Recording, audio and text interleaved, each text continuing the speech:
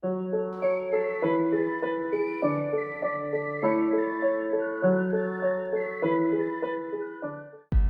again and welcome back to another one. And today we have a couple of topics to cover, from what some fans on social media have taken as another teaser from a source linked to Eminem, to more on the aftermath of Eminem's latest NFT purchase. And to my surprise, just in the space of a few hours, Eminem managed to trigger nearly 100,000 people on one post on Twitter. Well, that's if we are to take Twitter as a real place. Apparently they dragged me on Twitter. I don't give a f*** because Twitter's not a real place. And in reaction to this fiasco, many fans were left wondering what Eminem did to these people. It seems so personal these days, and we'll be exploring more on this in a bit.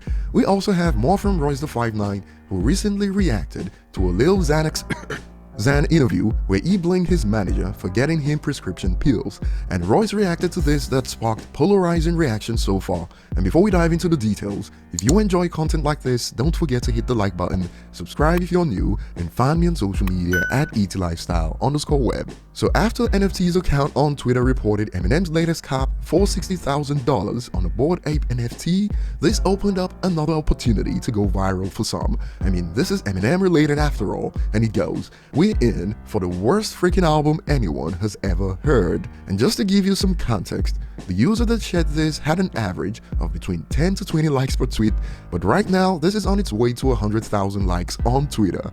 And over on Reddit, in reaction to this hours ago, many are wondering right now, 50,000 likes? What the F? Did Eminem crap in their cereal today? I'm actually impressed to see the kind of power his name holds in 2022. You can go from 10 likes a tweet to 100,000 likes in an hour if you draft an Eminem slander tweet at the right moment. Quite crazy, to be honest, and these usually bring in thousands of ignorant people, like this one for instance. Didn't he just never change his style or innovate his ish so his career died? Wait, what? You mean the 6 artists in the world over 2 decades in, according to the IFPI in 2020, his career died? But the correlation between an NFT and an album was a head scratcher for many. Like, what's an NFT got to do with the quality of an album? Hence takes like, literally nothing about getting an NFT indicates that he's gonna put out a bad album. I've never seen an artist getting an NFT affecting their music. But I believe the viral post was motivated by those with the stance that NFT equals bad, so anyone doing NFTs equals bad person. That's my guess. I don't care on my part per se, but here's another guess. These people likely don't mind supporting brands that employ slave labor. It's not related, but I'm just playing by their rules, if you know what I mean. And this explains it, how to lose respect for one of favorite rappers with one picture. And now, since nearly every popular rapper today has dabbled in NFTs, some are wondering, where's this same energy for him directed at when Lil Baby was involved? Snoop has been on this train for a long time too, but this is Eminem we are talking about, and this tweet sums it up. Eminem Post Malone rumor, viral hate tweets. Eminem praises Tom Brady, same. Jay-Z spoke about verses, Eminem trends. Eminem MJ exaggerated in quotes beef, viral. Eminem NFT, viral again. Daily comparisons with random artists. You're letting a 50-year-old man live rent-free in your head, and for what? And over on Reddit, check out this exchange. I mean, NFTs are stupid, but like, I'm not gonna decide my opinion on music yet to be released because of a profile picture. LOL, they're just purposely looking for ways to hate on him, obviously, nothing out of the ordinary.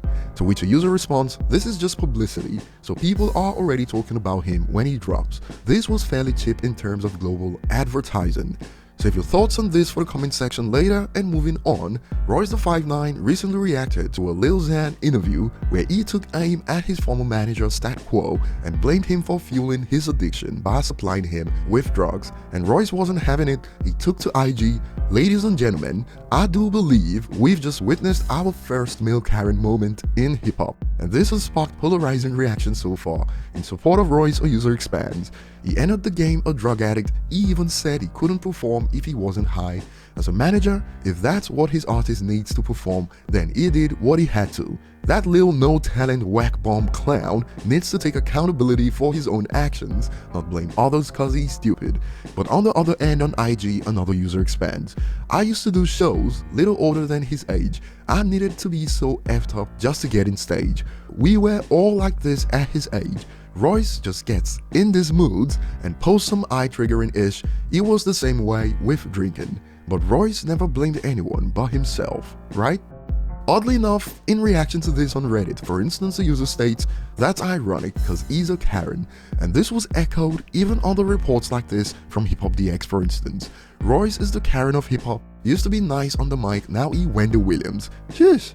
People coming for Royce too, but when it comes to accountability, feelings aside, as soon as you're 18, according to the law, you're an adult. It is what it is. So he'll score no points walking around trying to blame stat quo. Dude's rap name is Lil Xan, for Pete's sake. And moving on, Shad45 dropped something on Twitter that sent fans to detective mode with this: "The hype is still real." This was all it took to set things off. Even some jokes came along.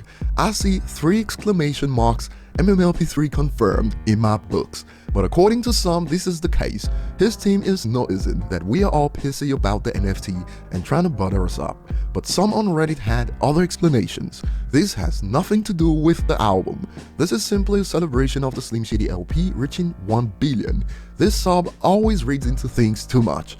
But if this is true, why the need to drop a, in quotes, cryptic post for a record that's everywhere? The simple, the hype is real, Slim Shady LP at 1 billion would suffice in my opinion, but they know what they are doing for sure. At least you can see that, don't you? That will be all for now. Thanks for watching, comment below and see you on the next one.